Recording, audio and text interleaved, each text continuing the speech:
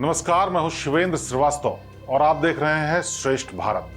आज की कहानी एक ऐसे माफिया के बारे में है जो दशकों तक कानून से बचता रहा। फिर जब उसका वक्त खराब हुआ तो वो न सिर्फ जेल में 19 साल तक लगभग बंद रहा, बल्कि जेल के भीतर ही उसकी जान चली गई। अब उसकी जान जाने के पीछे तमाम कहानियां, किस्से और साजिश की बातें हैं, लेकिन हकीकत यह है कि 40 साल तक सिर्फ उसने आतंक ही किया। जिधर उसकी नजर पड़ी उधर उसने कहर बरपाया। इलाके में उसका रसूख ऐसा कि उसके खिलाफ कोई आवाज ही उठाने वाला नहीं था।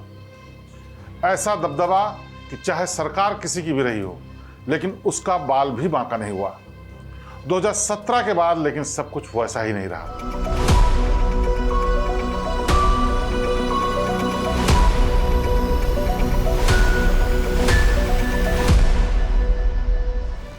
आज की तारीख में पूर्वांचल का एक बड़ा माफिया डॉन मुख्तार अंसारी जमींदोज हो चुका है। उसकी मौत हो चुकी है।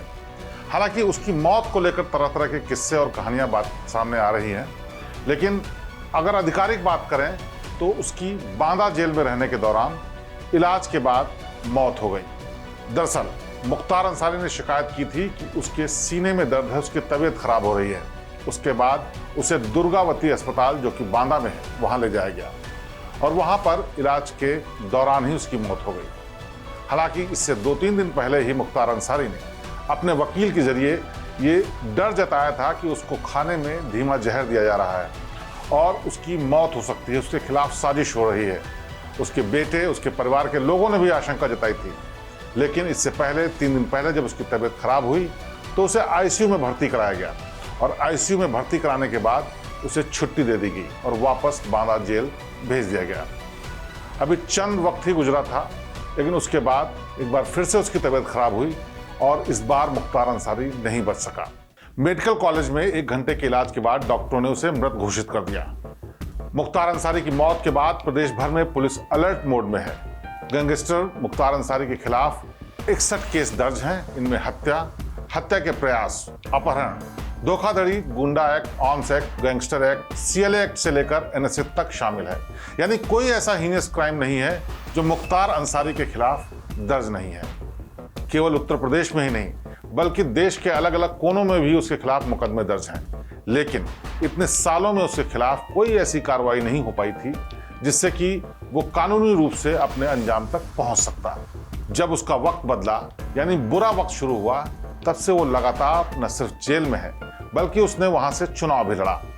मुख्तार अंसारी 5 बार विधायक रह चुका है, जिसमें से 3 बार वो विधायक तब बना जब वो जेल में था। इससे आप अंदाजा लगा सकते हैं कि अपराधियों और राजनेताओं का कितना बड़ा गठजोड़ होता है और जनता भी इनको कितना सपोर्ट करती है, जिसके चलते वो जेल में रह करके भी कुर्सियों तक पहुंच जाते हैं। मुख्तार अंसारी को 8 मामलों में सजा हो चुकी थी, जिसमें 2 उम्र कैद की सजाएं भी उसको मिली हैं और फिलहाल इसी सजा को वो बांदा की जेल में काट रहा था। इतने सारे केस होने की वजह से मुख्तार अंसारी जेल में था और उसके आगे जल्द बाहर आने की उम्मीद भी नहीं थी।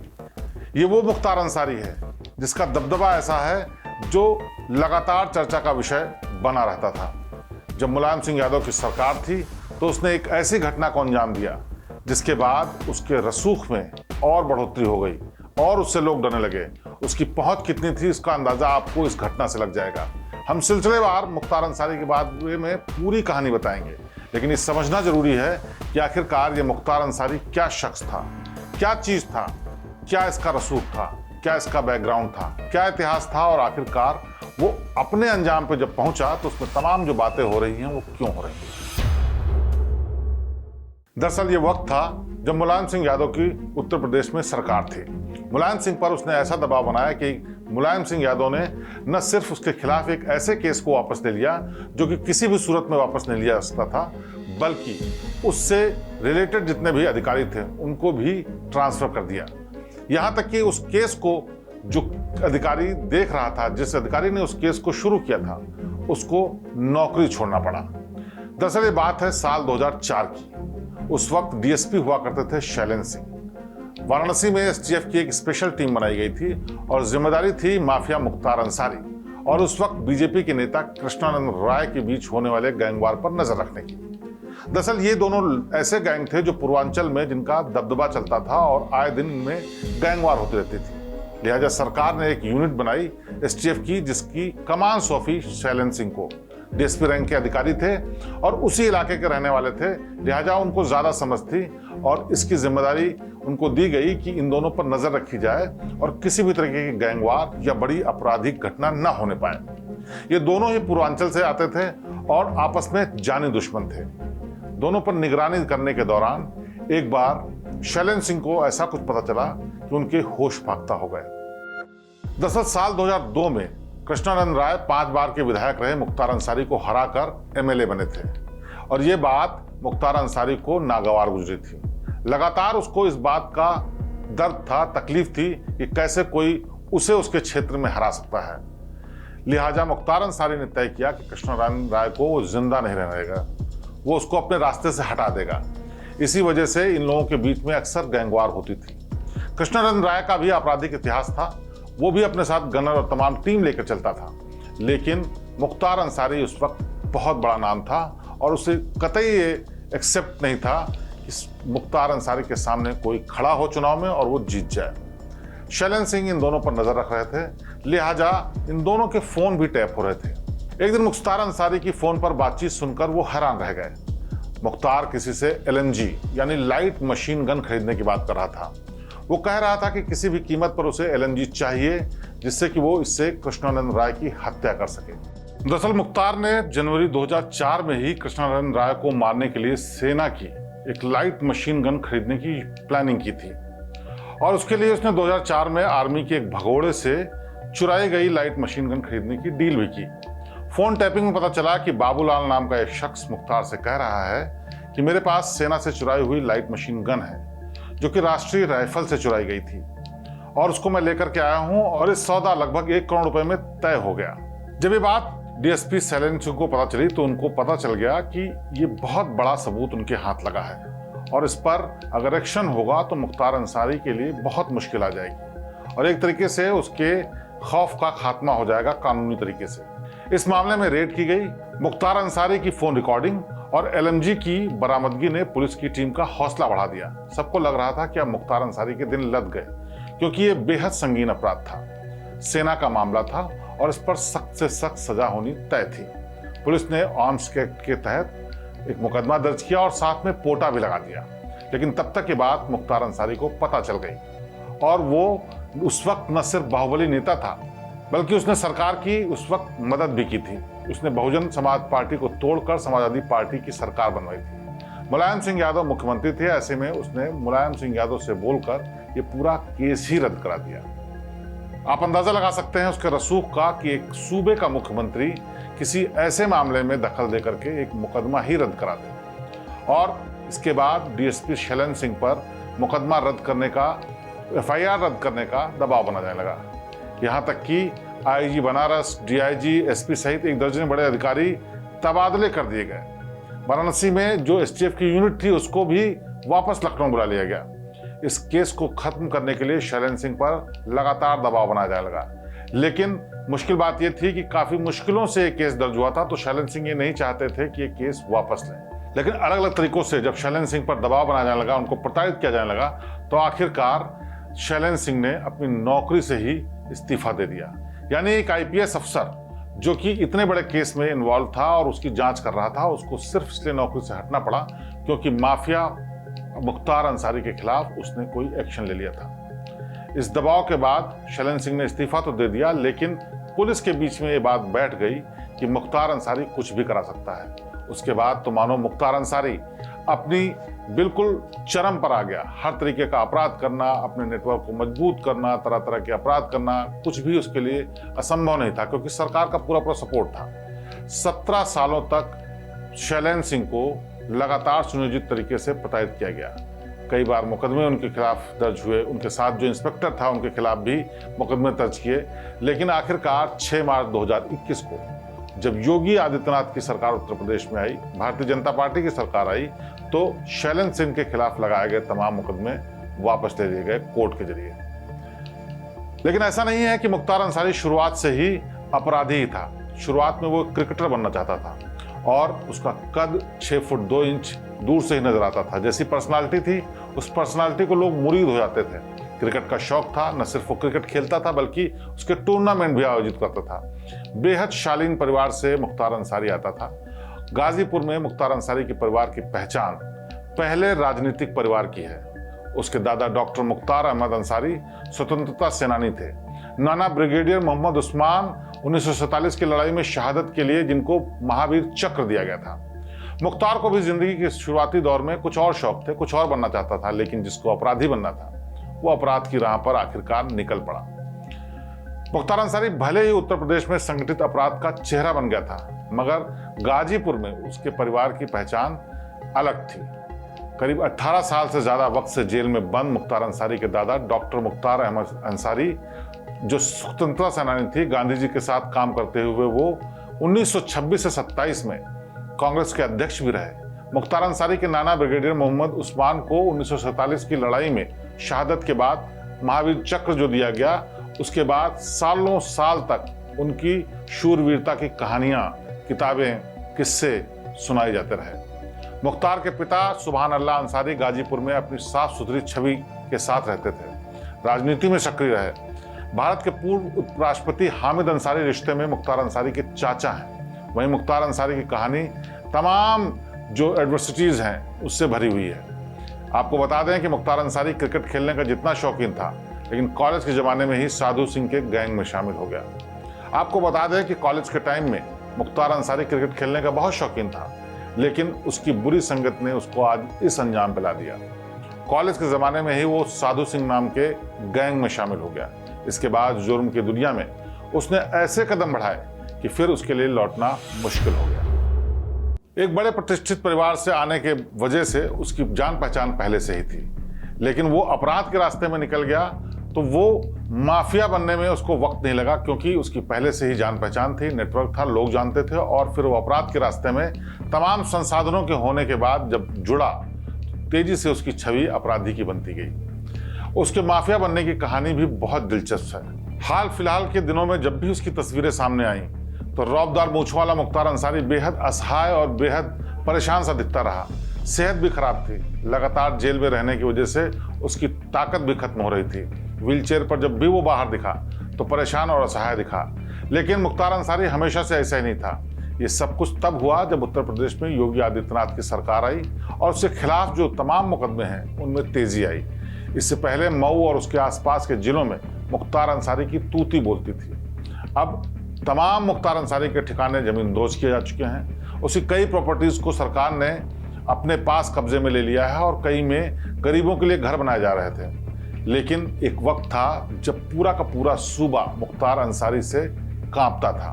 मुख्तार अंसारी बीजेपी को छोड़कर बाकी जितनी भी उत्तर प्रदेश की सियासी पार्टियां रही हैं सब में शामिल रहा। इसी वजह से 24 साल से लगातार वो यूपी की विधानसभा में पहुंचता रहा। साल 1996 में बीएसपी के टिकट पर जीतकर पहली बार विधानसभा पहुंचा। साल 2002, 2007, 2012 और फिर 2017 में भी मऊ से जीत हासिल की। इनमें से आखिरी 3 बार चुनाव उसने देश की अलग अलग जेलों में बंद रहते हुए लड़े और जीत भी गया। राजनीति की ढाल मिली तो मुख्तार को जुर्म की दुनिया में सबसे बड़ा चेहरा बनते देर नहीं लगी। अपराध में उसकी जड़ें लगातार गहरी होती चली जा रही थी और उसके साथ ही उसका जो जराइम पेशा नेटवर्क था वो भी बढ़ता जा रहा था। तरह तरह के धंधों में वो शामिल होने लगा, चाहे वो खनन का मामला हो, मछली पालन का मामला हो, एक्सपोर्ट इंपोर्ट का मामला हो, स्मगलिंग का मामला हो, सब में मुख्तार अंसारी का बराबर का दखल था। इसके साथ ही साथ उसकी सियासी अदावत भी बढ़ती जा रही थी और इसी अदावत, इसी दुश्मनी से मुख्तार अंसारी का नाम और बड़ा हुआ। एक तरफ उसका अपराध का नेटवर्क बढ़ रहा था, दूसरी तरफ उसकी राजनीतिक इच्छा भी बढ़ रही थी। सियासी सफर में तमाम दुश्मनियां जो थीं उसने उसको एक ऐसे मुकाम पर लाकर खड़ा कर दिया था, या तो वो अपराध के रास्ते पर चले या फिर राजनीति में। लेकिन उसने दोनों में से किसी का भी दामन नहीं छोड़ा। लेकिन साल 2002 में मुख्तार अंसारी की जिंदगी पूरी तरह से बदल गई। इसी साल विधायक कृष्णानंद राय ने अंसारी परिवार के पास 1985 से चली आ रही गाजीपुर की मोहम्मदाबाद सीट छीन ली, यानी ये सीट, विधानसभा सीट हरा दी। ये बात मुख्तार अंसारी को नागवार गुजरी। इसके बाद कृष्णानंद राय को विधायक के तौर पर अपना कार्यकाल पूरा करने नहीं देना चाहता था मुख्तार अंसारी, और 3 साल बाद यानी 2005 में उसकी हत्या कर दी गई। कृष्णानंद राय पर AK-47 से करीब 500 गोलियां चलाई गई थी। उस वक्त कृष्णानंद राय एक कार्यक्रम का उद्घाटन करके लौट रहे थे। तभी कृष्णानंद राय की गाड़ी को चारों तरफ से मुख्तार के लोगों ने घेर लिया और अंधाधुंध फायरिंग शुरू कर दी। हमले के लिए एक ऐसी जगह को चुना गया था जहां गाड़ी बाएं दाएं मोड़ी ही नहीं जा सकती थी। हमलावरों ने AK-47 से करीब 500 गोलियां दागी। इस हमले में कृष्णानंद राय समेत गाड़ी में मौजूद सारे के सारे 7 लोग मारे गए थे। इस हत्याकांड में मुख्तार अंसारी का पहले तो इनडायरेक्टली फिर डायरेक्ट नाम आया। इसके बाद केस की जांच यूपी पुलिस से लेकर CBI को सौंप दी गई। कृष्णानंद राय की पत्नी अलका राय की याचिका पर सुप्रीम कोर्ट ने केस 2013 में गाजीपुर से दिल्ली ट्रांसफर कर दिया, मगर कोई भी गवाह ठीक से गवाही नहीं देने आया। नतीजा ये हुआ कि मुख्तार अंसारी के खिलाफ एक केस बेहद कमजोर हो गया। यहाँ तक कि दिल्ली की स्पेशल अदालत ने इस मामले में केस की सुनवाई करते हुए कहा कि अगर ट्रायल में गवाहों ने ठीक से गवाही दी होती, अगर विटनेस प्रोटेक्शन स्कीम 2018 का उनको फायदा मिलता, यानी उनको सुरक्षा मिलती कि वो खुलेआम बगैर डर के गवाही दे पाते, तो शायद इसका नतीजा कुछ और हो सकता था। लेकिन गवाह मुकर गए, मुख्तार अंसारी जेल से छूट गया। इसके बाद और भी बहुत से मुकदमे थे जिसमें मुख्तार अंसारी जेल में रहा, लेकिन उसका गैंग हमेशा सक्रिय रहा। इतने बड़े मुकदमे से छूट जाने के बाद उसका रसूख और बढ़ गया, हिम्मत और बढ़ गई, नेटवर्क और बढ़ गया और अपराधी प्रवृत्ति के लोग और भी उसके साथ जुड़ते चले गए। केवल उत्तर प्रदेश में नहीं बल्कि देश के अलग अलग हिस्सों में उसने अपने नेटवर्क को बढ़ाना शुरू कर दिया, अपने बिजनेस को बढ़ाना शुरू कर दिया। नतीजा ये होगा कि देखते देखते एक ठीक ठाक घर का आदमी अरबपति करोड़पति बनता चला गया। लेकिन 2017 में जब उत्तर प्रदेश में योगी की सरकार आई तो मुख्तार अंसारी के बुरे दिन शुरू हो गए। उस पर उत्तर प्रदेश में 52 केस दर्ज है। यूपी सरकार ने कोशिश शुरू की, 15 केस में मुख्तार अंसारी को सजा दिलाने की कोशिश की। वो कोर्ट में मुकदमे पहुंचे और उनमें से 8 में उसको सजा भी मिल गई, जिसमें 2 उम्र कैद की सजा मिली। अब तक प्रशासन 192 करोड़ रुपए की संपत्ति उसकी उत्तर प्रदेश में ध्वस्त कर चुका है या फिर जब्त की जा चुकी है। मुख्तार गैंग के तमाम लोग जिला बदर किए जा चुके हैं, कई अरेस्ट हो चुके हैं। उसके पास से 200 से ज़्यादा असलहे, अवैध असलहे जिनके लाइसेंस गलत तरीके से बनवाए गए थे या फिर वो अवैध थे, उनको जब्त किया जा चुका है। इस मामले में उसके गैंग के करीब 100 लोग अब तक गिरफ्तार भी किया चुके हैं। इसके मुख्तार अंसारी के करीब 75 गुर्गों पर गैंगस्टर एक्ट में मुकदमे दर्ज किए गए हैं और वो जेल में है। करीब 600 करोड़ रुपए की संपत्ति ऐसी है जिसको पुलिस ने जब्त किया है और वो अवैध संपत्ति थी। मुख्तार का जब रसूख अपने उरूज पर था, यानी ऊंचाई पर था, तो मऊ में दंगे हुए। उन दंगों में जो मुख्तार अंसारी की छवि थी वो और ज़्यादा मजबूत हो गई। एक अपराधी के तौर पर, एक नेटवर्कर के तौर पर, एक राजनेता के रूप में और एक मुस्लिम रहनुमा के रूप में। उसमें कौम के रहनुमा के नाम से उसको जाना जाने लगा। यहाँ तक कि कुछ लोग उसको दूसरा लादेन भी कहते थे। इसकी ताकत का अंदाजा इस बात से लगाया जा सकता है कि 5 बार विधायक रहा वो कुल और 3 बार जेल से ही चुनाव लड़ा, लेकिन फिर भी वो जीत गया। हालांकि इस मामले में कहा जाए तो उत्तर प्रदेश की तमाम जो सरकारें रहीं उनकी भी कोई कम गलती नहीं है, क्योंकि जिस तरह का वो अपराधी था, जिस तरह से उसका खौफ था और जिस तरह के अपराध वो कर रहा था, ऐसे में उसके खिलाफ कार्रवाई न करना अपने आप में एक बड़ा सवाल खड़ा करता है। चाहे फिर वो LNG की खरीद फरोख्त के मामले में मुकदमा वापस ले जाने की बात हो या हजारों लोगों की ज़मीनें और उनकी संपत्तियां जब्त करने के दौरान कानून में कोई सुनवाई न होने की बात हो। ये सब कुछ होता रहा और मुख्तार अंसारी बढ़ता रहा। लेकिन एक बार की जब उसका बुरा वक्त शुरू हुआ तो वो दर दर भटकने के लिए मजबूर हो गया। जब उसको जेल में बंद किया गया और कोर्ट में पेशी हुई, उसने कई बार गुहार लगाई कि अदालत में उसको रहम दी जाए। उसकी सेहत खराब है, उसकी तबीयत ठीक नहीं है। यहाँ तक कि आखिरी वक्त में उसने ये भी कहा कि उसके खिलाफ साजिश हो रही है और वो धीमी जहर की मौत मर रहा है, यानी उसको धीमा जहर दिया जा रहा है। उसके भाई ने उससे मुलाकात की, उनसे भी यही बात कही। बेटे ने मुलाकात की, उससे भी कही, लेकिन किसी को उससे सहानुभूति नहीं हुई, क्योंकि तमाम सालों का जो उसका साम्राज्य था, इतिहास था, वो साफ बताता था कि मुख्तार अंसारी एक आपराधिक प्रवृत्ति का ही इंसान था और ऐसे अपराधी का अंत कुछ ऐसे ही हो सकता है। और उसकी सुनवाई नहीं हुई और आखिरकार गुरुवार को उसको हार्ट अटैक आया और उसकी मौत हो गई। उसके बाद तमाम सवाल उठने शुरू हुए। क्या ये जानबूझकर मौत हुई है? इसके पीछे कोई साजिश है? जिस तरह की आशंका जताई जा रही थी वो हुआ है या फिर कोई और बात है? तमाम राजनेताओं ने इस पूरे मामले में ट्वीट भी करना शुरू कर दिया। चाहे वो पप्पू यादव हों, चाहे उसकी पार्टी के लोग हों, उसके परिवार के लोग हों या फिर उसके जानकार लोग हों। कई लोगों ने उसके सपोर्ट में बातें कहनी शुरू की, क्योंकि लोकसभा चुनाव का वक्त है और सबको अपना अपना सियासी फायदा लेना है। लेकिन हकीकत यही है कि इस पूरे मामले में अगर देखा जाए तो करीब 4 दशक तक जो मुख्तार अंसारी ने किया वो किसी भी अपराधी के लिए तभी संभव है जब उसको राजनेताओं का, प्रशासन का, पुलिस का, सरकार का समर्थन मिला हुआ हो, वरदहस्त मिला हुआ हो। और उसी वरदहस्त के चलते उसने अकूत संपत्ति कमाई। बेहिसाब दौलत कमाने के साथ साथ उसने अपनी एक ऐसी छवि बनाई जो बेहद दुर्दांत था, जिसके आगे कानून की नहीं चलती थी, पुलिस वालों की नहीं चलती थी, सरकार की नहीं चलती थी। लेकिन हर उगते सूरज का एक ढलान होता है, हर उगते सूरज का एक वक्त आता है जब वो अस्त होता है। लेकिन कई बार अपराधी का अंत इस तरह से होता है कि लोग सोचने के लिए मजबूर हो जाते हैं, और शायद यही मुख्तार अंसारी के साथ हुआ। आज जो लोग मुख्तार अंसारी की मौत पर साजिश की बात करते हैं, उनको ये भी याद रखना चाहिए कि मुख्तार अंसारी ने अपने वक्त में कितना कहर ढाया, कितने लोगों के सुहाग लूट लिए, कितने लोगों की मौत का कारण बना, कितने लोग फरियाद करते रह गए लेकिन प्रशासन ने सुनी नहीं। ये जो अकूत संपत्ति, ये अवैध नेटवर्क, ये इतना बिजनेस और इतने गुर्गों और गुंडों का जो नेटवर्क बनाया वो ऐसे ही नहीं बना। इसके पीछे उसकी लगातार आपराधिक गतिविधियां, उसका नेटवर्क, उसका पैसा, उसको जो प्रश्रय मिला, जो उसके ऊपर वरदहस्त था, ये सब कुछ शामिल है। और इसके पीछे जो और लोग जिम्मेदार हैं, आखिरकार उनको कब तक इस बात की सजा मिलेगी। तो बहरहाल अतीक अहमद के बाद मुख्तार अंसारी ही एक ऐसा बड़ा चेहरा था जो पूर्वांचल में आतंक और अपराध का पर्याय था, जिसका नेटवर्क इतना बड़ा था, जिसका रसूख, जिसका दबदबा इतना ज़्यादा था, जिससे लोग कांपते थे। हाल फिलहाल के सालों में उसका रसूख कम हो रहा था, लेकिन उसके बेटे, उसके परिवार के लोग, तमाम लोग इसको लगातार बढ़ाने का काम कर रहे थे। लेकिन मुख्तार अंसारी की मौत के बाद ये बड़ा झटका है अपराध के उस नेटवर्क को, जो ये सोचता है कि कभी उसके ऊपर कानून हावी नहीं हो सकता, जो ये सोचता है कि उसका वक्त कभी बुरा नहीं आएगा। लेकिन वक्त सबका बुरा आता है, बस फर्क इतना है कि अपराधियों का बुरा वक्त जब आता है तो सहानुभूति करने वाले लोग कम होते हैं। तो ये कहानी पूर्वांचल के मशहूर माफिया मुख्तार अंसारी की मौत की, उसके इतिहास की, उसके नेटवर्क की और उसके दबदबे की। अगली बार फिर किसी कहानी के साथ आपके सामने पेश होंगे, तब तक मुझे दीजिए इजाजत। नमस्कार।